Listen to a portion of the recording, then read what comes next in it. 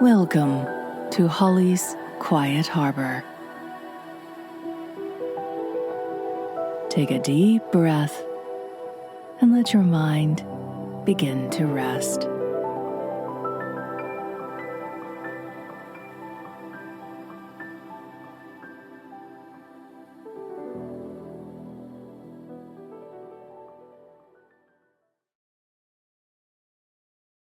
The Clocks of Rondaine. Centuries ago, there stood on the banks of a river a little town called Rondaine. The river was a long and winding stream, which ran through different countries, and was sometimes narrow and swift, and sometimes broad and placid, sometimes hurrying through mountain passes, and again meandering quietly through fertile plains. In some places of a blue color and almost transparent, and in others of a dark and somber hue. And so it changed until it threw itself into a warm, far-spreading sea. But it was quite otherwise with the little town. As far back as anybody could remember, it had always been the same that it was at the time of our story, and the people who lived there could see no reason to suppose that it would ever be different from what it was then. It was a pleasant little town. Its citizens were very happy, and why there should be any change in it, the most astute old man in all Rondaine could not have told you. If Rondaine had been famed for anything at all, it would have been for the number of its clocks. It had many churches, some little ones in dark side streets, and some larger ones in wider avenues. Here and there, a very good-sized church, fronting on a park or open square. And in the steeple of each these churches, there was a clock. Then there were clocks on street corners, and 2 clocks in the marketplace, and clocks over shop doors, a clock at each end of the bridge, and several large clocks a little way out of town. Many of these clocks were fashioned in some quaint and curious way. In one of the largest, a stone man came out and struck the hours with a stone hammer, while a stone woman struck the half-hours with a stone broom. And in another, an iron donkey kicked the hours on a bell behind him. It would be impossible to tell all the odd ways in which the clocks of Rondaine struck. But in one respect, they were all alike. They all did strike. The good people of the town would not have tolerated a clock which did not strike. It was very interesting to lie awake in the night and hear the clocks of Rondaine strike. First would come a faint striking from one of the churches in the by-streets, a modest sound, as if the clock was not sure whether it was too early or not. Then, from another quarter, would be heard a more confident clock, striking the hour clearly and distinctly. When they were quite ready, but not a moment before, the 7 bells of the large church on the square would chime the hour, after which, at a respectful interval of time, the other church clocks of the town would strike. After the lapse of 3 or 4 minutes, the sound of all these bells seemed to wake up the stone man in the tower of the town building, and he struck the hour with his hammer. When this had been done, the other town clocks felt at liberty to strike, and they did so. And when every sound had died away, so that he would be certain to be heard if there was anyone awake to hear, it would be very likely that the iron donkey would kick out the hour on his bell. But there were times when he kicked before any of the clocks began to strike. One by one, the clocks on the street corners struck. the uptown ones first, and afterward, those near the river. These were followed by the 2 clocks on the bridge, the one at the country end, waiting until it was quite sure that the one at the town end had finished. Somewhat later would be heard the clock of Voguereau, an old country house in the suburbs. This clock, a very large one, was on the top of a great square stone tower, and from its age it had acquired a habit of deliberation. And when it began to strike, people were very apt to think that it was 1 o'clock, until after an interval, another stroke would tell them that it was later or earlier than that. And if they really wanted to know what hour the old clock was striking, they must give themselves time enough to listen until they were entirely certain that it had finished. The very last clock to strike in Rondaine was one belonging to a little old lady with white hair, who lived in a little white house in one of the prettiest and cleanest streets in the town. Her clock was in a little white tower at the corner of her house, and was the only strictly private clock which was in the habit of making itself publicly heard. Long after every other clock had struck, and when there was every reason to believe that for some time nothing but half hours would be heard in Rondaine, the old lady's clock would strike quickly, and with a tone that said, "I know I am right, and I wish other people to know it." In a small house, which stood at a corner of 2 streets in the town, there lived a young girl named Arla. For a year or more, this young girl had been in the habit of waking up very early in the morning, sometimes long before daylight, and it had become a habit with her to lie and listen to the clocks. Her room was at the top of the house, and one of its windows opened to the west and another to the south, so that sounds entered from different quarters. Arla liked to leave these windows open, so that the sounds of the clocks might come in. Arla knew every clock by its tone, and she always made it a point to lie awake until she was positively sure that the last stroke of the clock at Voguereau had sounded. But it often happened that sleep overcame her before she heard the clock of the little old lady with white hair. It was so very long to wait for that. It was not because she wanted to know the hour that Arla used to lie and listen to the clocks. She could tell this from her own little clock in her room. This little clock, which had been given to her when she was a small girl, not only struck the hours and half-hours and quarter-hours, but there was attached to it a very pretty contrivance, which also told the time. On the front of the clock, just below the dial, was a sprig of a rose bush, beautifully made of metal. And on this, just after the hour had sounded, there was a large green bud.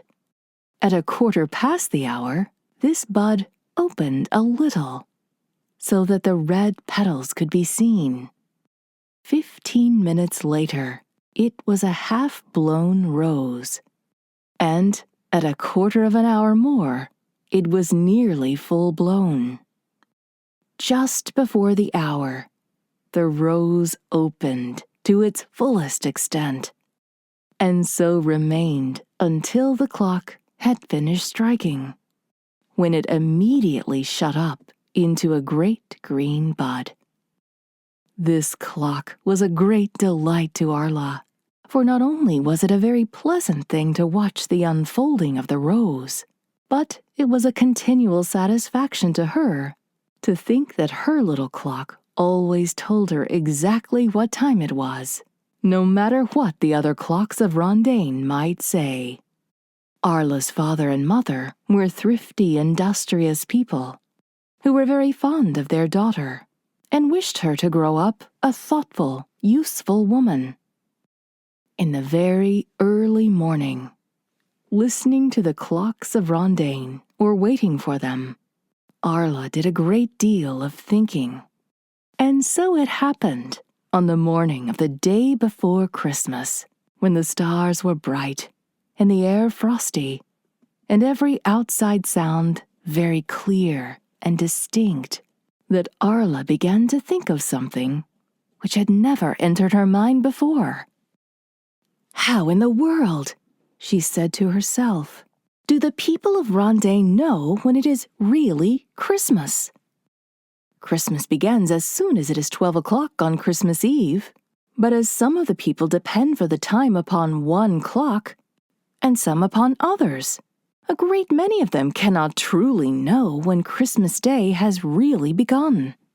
Even some of the church clocks make people think that Christmas has come, when in reality it is yet the day before. And not one of them strikes at the right time. As for that iron donkey, I believe he kicks whenever he feels like it. And yet, there are people who go by him. I know this, for they've told me so. But the little old lady with white hair is worse off than anybody else. Christmas must always come ever so long before she knows it." With these thoughts on her mind, Arla could not go to sleep again. She heard all the clocks strike, and lay awake until her own little clock told her that she ought to get up. During this time, she had made up her mind what she should do. There was yet one day before Christmas, and if the people of the town could be made to see in what a deplorable condition they were in on account of the difference in their clocks, they might have time to set the matter right, so that all the clocks should strike the correct hour, and everybody should know exactly when Christmas Day began. She was sure that the citizens had never given this matter proper thought, and it was quite natural that such should be the case, for it was not everyone who was in the habit of lying awake in the very early morning, and in the daytime, with all the outdoor noises, one could not hear all the clocks strike in Rondaine. Arla, therefore, thought that a great deal depended on her, who knew exactly how the matter stood. When she went down to breakfast, she asked permission of her mother to take a day's holiday. As she was a good girl and never neglected either her lessons or her tasks, her mother was quite willing to give her the day before Christmas, in which she could do as she pleased. The day was cool, but the sun shone brightly, and the air was pleasant. In the country around about Rondaine, Christmas time was not a very cold season. Arla put on a warm jacket and a pretty blue hood and started out happily to attend to the business at hand. Everybody in Rondaine knew her father and mother, and a great many of them knew her, so there was no reason why she should be afraid to go where she chose. In one hand, she carried a small covered basket in which she had placed her rose clock. The works of this little clock were regulated by a balance wheel, like those of a watch, and therefore it could be carried about without stopping it.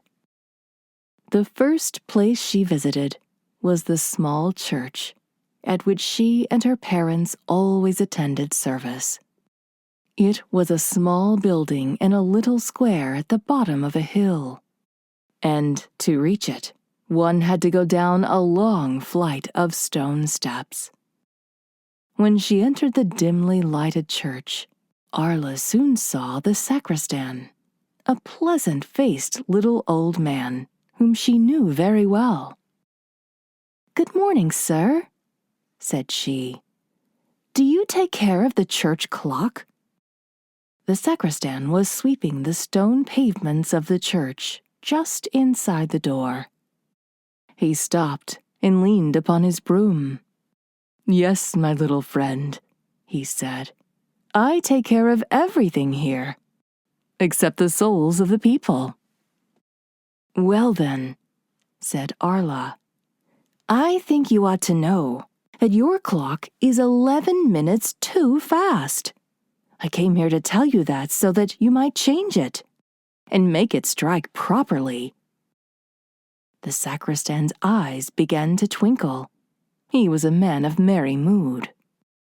"That is very good of you, little Arla, very good indeed. And now that we are about it, isn't there something else you would like to change?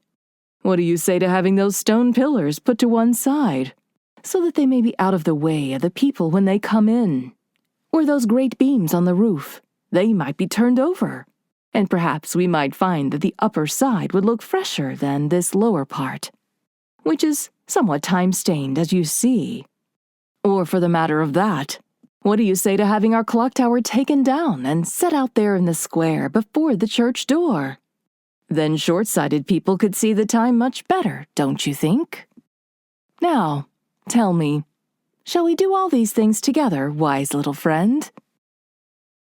A tear or two came into Arla's eyes, but she made no answer. "Good morning, sir," she said, and went away. "I suppose," she said to herself as she ran up the stone steps, "that he thought it would be too much trouble to climb to the top of the tower to set the clock right. But that was no reason why he should make fun of me. I don't like him as much as I used to." The next church to which Arla went was a large one, and it was some time before she could find the sacristan. At last, she saw him in a side chapel at the upper end of the church, engaged in dusting some old books. He was a large man with a red face, and he turned around quickly with a stern expression as she entered.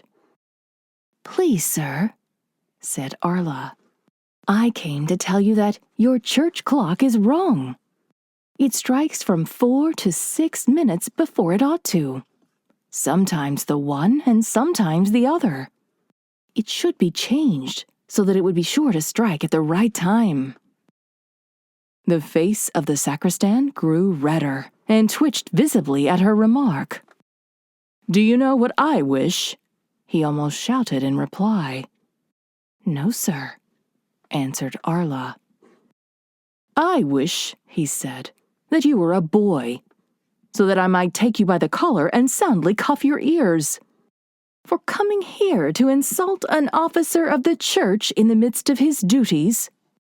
But, as you are a girl, I can only tell you to go away from here as rapidly and as quietly as you can, or I shall have you put into the hands of the church authorities." Arla was truly frightened, and although she did not run, for she knew it would not be proper in a church, she walked as fast as she could into the outer air. "What a bad man," she then said to herself, "to be employed in a church! It surely is not known what sort of person he is, or he would not be allowed to stay there a day." Arla thought she would not go to any more churches at present, for she did not know what sort of sacristans she might find in them. When all the other clocks in town strike properly, she thought, it is most likely they will see for themselves that their clocks are wrong, and they will then have to be changed. She now made her way to the great square of the town, and entered the building, at the top of which stood the stone man with his hammer. She found the doorkeeper in a little room by the side of the entrance. She knew where to go, for she had been there with her mother to ask permission to go up and see the stone man strike the hour with his hammer, and the stone woman strike the half-hour with her broom. The doorkeeper was a grave, middle-aged man with spectacles, and, remembering what had just happened, Arla thought she would be very careful how she spoke to him. "If you please, sir," she said, with a curtsy, "I should like to say something to you, and I hope you will not be offended when I tell you that your clock is not quite right." Your stone man and your stone woman are both too slow. They sometimes strike as much as 7 minutes after they ought to strike." The grave middle-aged man looked steadily at her through his spectacles. "I thought," continued Arla, "that if this should be made known to you, you would have the works of the stone man and the stone woman altered, so that they might strike at the right time. They can be heard so far, you know, that it's very necessary they should not make mistakes." "Child," said the man, with his spectacles still steadily fixed on her, "for 157 years, the open tower on this building has stood there. For 157 years, the thunder and the lightning in time of storm have roared and flashed around it, and the sun in time of fair weather has shone upon it. In that century and a half and 7 years, men and women have lived and have died, and their children and their grandchildren and their great-grandchildren, and even the children of these, have lived and died after them. Kings and queens have passed away, one after another, and all things living have grown old and died, one generation after another, many times. And yet, through all these years, that stone man and that stone woman have stood there, and in storm and in fair weather, by daylight or in the darkness of night, they have struck the hours and the half-hours. Of all things that 157 years ago were able to lift an arm and strike, they alone are left. And now you, a child of 13, or perhaps 14 years, come to me and ask me to change that which has not been changed for a century and a half and 7 years?" Arla could answer nothing with those spectacles fixed upon her. They seemed to glare more and more as she looked at them. "Good morning, sir," she said, dropping a curtsy as she moved backward toward the door. Reaching it, she turned and hurried into the street. "If those stone people," she thought, "have not been altered in all these years, it is likely they would now be striking 2 or 3 hours out of the way. But I don't know. If they kept on going slow for more than a century, they must have come around to the right hour sometimes. But they will have to strike ever and ever so much longer before they come around there again." Arla now walked on until she came to a street corner where a cobbler had a little shop. In the angle of the wall of the house, at the height of the 2nd story, was a clock. This cobbler did not like the confined air and poor light of his shop, and whenever the weather allowed, he always worked outside on the sidewalk. Today, although it was winter, the sun shone brightly on this side of the street, and he had put his bench outside, close to his door, and was sitting there, hard at work, when Arla stopped before him. He looked up and said cheerfully, "Good morning, Mistress Arla. Do you want them half-soled or heeled, or a patch put on the toes?" "My shoes do not need mending," said Arla. "I came to ask you if you could tell me, who has charge of the clock at that corner?" "I can easily do that," he said, "for I am the man. I am paid by the year for winding it up and keeping it in order, as much as I should get for putting the soles, heels, tops, linings, and buckles on a pair of shoes." "Which means making them out and out," said Arla. "You're right," said he, "and the pay is not great, but if it were larger, more people might want it and I might lose it. And if it were less, how could I afford to do it at all? So I'm satisfied. But you ought not to be entirely satisfied, said Arla, for the clock does not keep good time. I know when it is striking, for it has a very jangling sound. It is the most irregular clock in Rondaine. Sometimes it strikes as much as 25 minutes after the hour, and very often it does not strike at all. The cobbler looked up at her with a smile. I am sorry, he said, that it has a jangling stroke, but the fashioning of clocks is not my trade, and I could not mend its sound with awl, hammer, or waxed end. But it seems to me, my good maiden, that you never mended a pair of shoes. No, indeed, said Arla. I should do that even worse than you would make clocks. Never having mended shoes, then, said the cobbler, you do not know what a grievous thing it is to have 12 o'clock, or 6 o'clock, or any other hour, in fact, come before you're ready for it. Now, I don't mind telling you because I know you're too good to spoil the trade of a hard-working cobbler, and shoemaker too, whenever he gets the chance to be one, that when I have promised a customer that he shall have his shoes or his boots at a certain time of day, and that time is drawing near, and the end of the job is still somewhat distant, then I do skip up the stairway and set back the hands of the clock according to the work that has to be done. And when my customer comes, I look up to the clock face and I say to him, glad to see you. And then he will look up at the clock and say, yes, I am a little too soon. And then, as likely as not, he will sit down on the doorstep here by me and talk entertainingly. And it may happen that he will sit there without grumbling for many minutes after the clock has pointed out the hour at which the shoes were promised.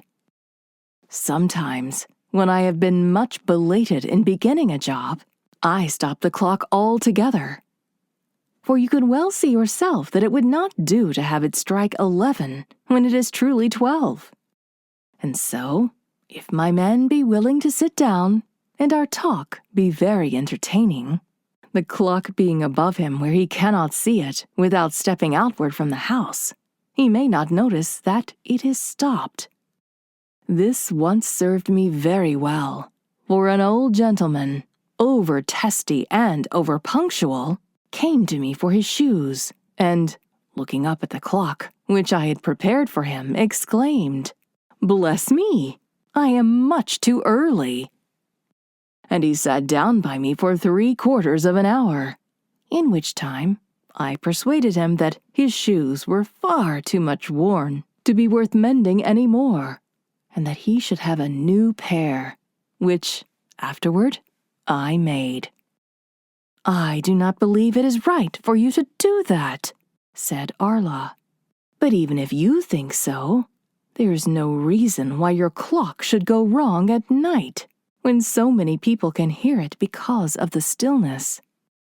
Ah me, said the cobbler, I do not object to the clock being as right as you please in the night, but when my day's work is done, I am in such a hurry to go home to my supper that I often forget to put the clock right or set it going if it is stopped. But so many things stop at night, such as the day itself, and so many things go wrong, such as the ways of evil-minded people.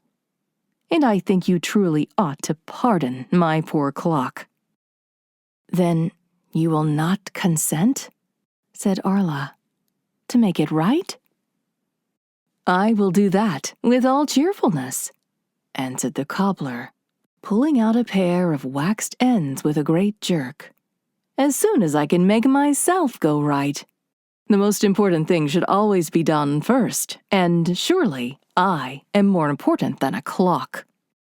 And he smiled with great good humor. Arla knew that it would be of no use to stand there any longer and talk with this cobbler. Turning to go, she said, "When I bring you shoes to mend, you shall finish them by my clock, and not by yours." "That will I, my good little Arla," said the cobbler heartily. "They shall be finished by any clock in town, and 5 minutes before the hour, or no payment."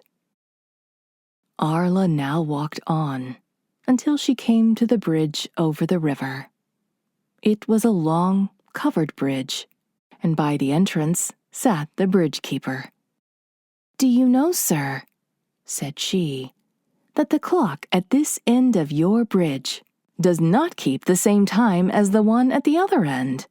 They are not so very different, but I've noticed that this one is always done striking at least 2 minutes before the other one begins." The bridge keeper looked at her with one eye, which was all he had. "You're as wrong as anybody can be," he said. "I do not say anything about the striking because my ears are not now good enough to hear the clock at the other end when I'm near this one. But I know they both keep the same time. I've often looked at this clock, and have then walked to the other end of the bridge, and have found that the clock there was exactly like it." Arla looked at the poor little old man, whose legs were warmly swaddled on account of his rheumatism, and said, "But it must take you a good while to walk to the other end of the bridge." "Out upon you!" cried the bridge keeper. "I'm not so old as that yet. I can walk there in no time." Arla now crossed the bridge and went a short distance along a country road until she came to the great stone house known as Vogero. This belonged to a rich family who seldom came there, and the place was in charge of an elderly man who was the brother of Arla's mother. When his niece was shown into a room on the ground floor, which served for his parlor and his office, he was very glad to see her. And while Arla was having something to eat and drink after her walk, the two had a pleasant chat. "I came this time, Uncle Anton," she said, "not only to see you, but to tell you that the great clock in your tower does not keep good time." Uncle Anton looked at her a little surprised. "How do you know that, my dear?" he said. Then Arla told him how she had lain awake in the early morning and had heard the striking of the different clocks. "If you wish to make it right," said she, "I can give you the proper time, for I've brought my own little clock with me." She was about to take out her rose clock when her uncle motioned to her not to do so. "Let me tell you something," said he. "The altering of the time of day which you speak of so lightly is a very serious matter, which should be considered with all gravity. If you set back a clock even as little as 10 minutes, you add that much to the time that has passed. The hour which has just gone by has been made 70 minutes long. Now, no human being has the right to add anything to the past, nor to make the hours longer than they were originally made. And, on the other hand, if you set a clock forward even so little as 10 minutes, you take away that much from the future, and you make the coming hour only 50 minutes long. Now, no human being has a right to take anything away from the future, or to make the hours shorter than they were intended to be. I desire, my dear niece, that you will earnestly think over what I have said, and I'm sure that you will then see for yourself how unwise it would be to trifle with the length of the hours which make up our day. And now, Arla, let us talk of other things." And so they talked of other things until Arla thought it was time to go. She saw that there was something wrong in her uncle's reasoning, although she could not tell exactly what it was. And, thinking about it, she slowly returned to the town. As she approached the house of the little old lady with white hair, she concluded to stop and speak to her about her clock. "She will surely be willing to alter that," said Arla, "for it is so very much out of the way." The little old lady knew who Arla was and received her very kindly. But when she heard why the young girl had come to her, she flew into a passion. "Never since I was born," said she, "have I been spoken to like this. My great-grandfather lived in this house before me. That clock was good enough for him. My grandfather lived in this house before me, and that clock was good enough for him. My father and mother lived in this house before me, and that clock was good enough for them. I was born in this house, have always lived in it, and expect to die in it. That clock is good enough for me. I heard its strokes when I was but a little child. I hope to hear them at my last hour, and sooner than raise my hand against the clock of my ancestors and the clock of my whole life, I would cut off that hand." Some tears came into Arla's eyes. She was a little frightened. "I hope you will pardon me, good madam," she said, "for truly I did not wish to offend you. Nor did I think that your clock was not a good one. I only meant that you should make it better. It is nearly an hour out of the way." The sight of Arla's tears cooled the anger of the little old lady with white hair. "Child," she said, "you do not know what you are talking about, and I forgive you. But remember this. Never ask persons as old as I am to alter the principles which have always made clear to them what they should do, or the clocks which have always told them when they should do it." And, kissing Arla, she bade her goodbye. "Principles may last a great while without altering," thought Arla as she went away. "But I'm sure it's very different with clocks." The poor girl now felt a good deal discouraged. "The people don't seem to care whether their clocks are right or not," she said to herself. "And if they don't care, I'm sure it's of no use for me to tell them about it. If even one clock could be made to go properly, it might help to make the people of Rondaine care to know exactly what time it is. Now, there is that iron donkey.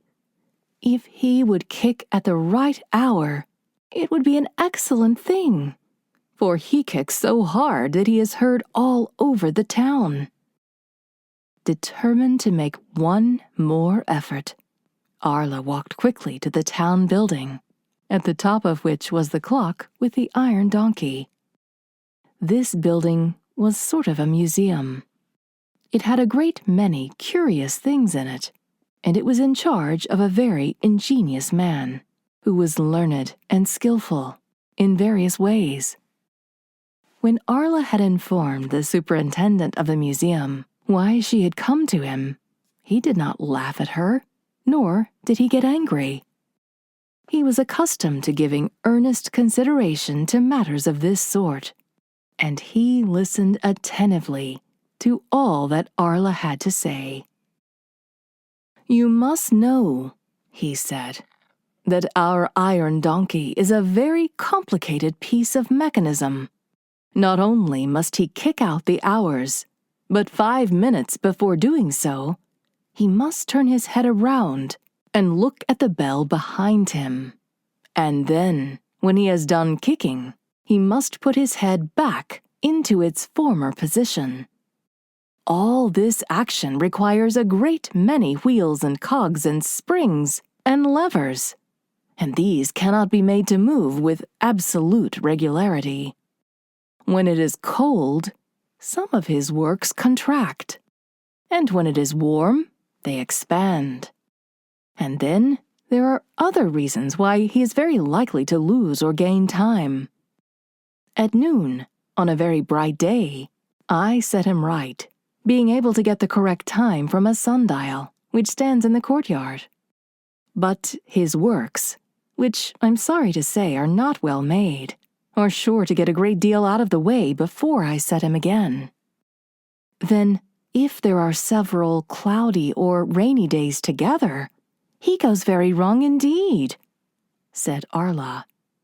Yes, he truly does, replied the superintendent, and I am sorry for it.